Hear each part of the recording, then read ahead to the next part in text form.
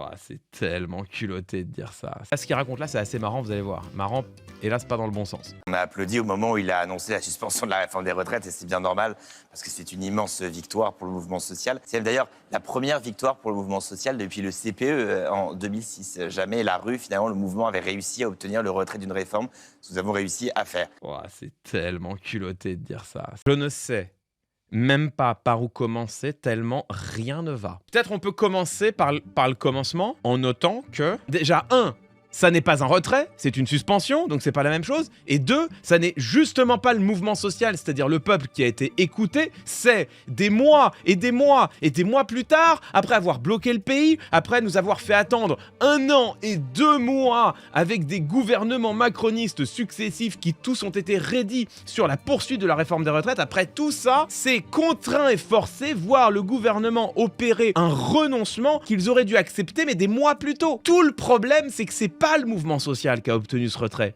Alors même que, au moment du mouvement social, on le répète et on le répétera toujours, il y avait tous les syndicats qui étaient opposés à la réforme, il y avait des millions de Français qui étaient dans la rue, qui étaient opposés à la réforme, il y avait 60 à 70% des Français qui rejetaient la réforme, et il y avait même une majorité de parlementaires qui rejetaient la réforme.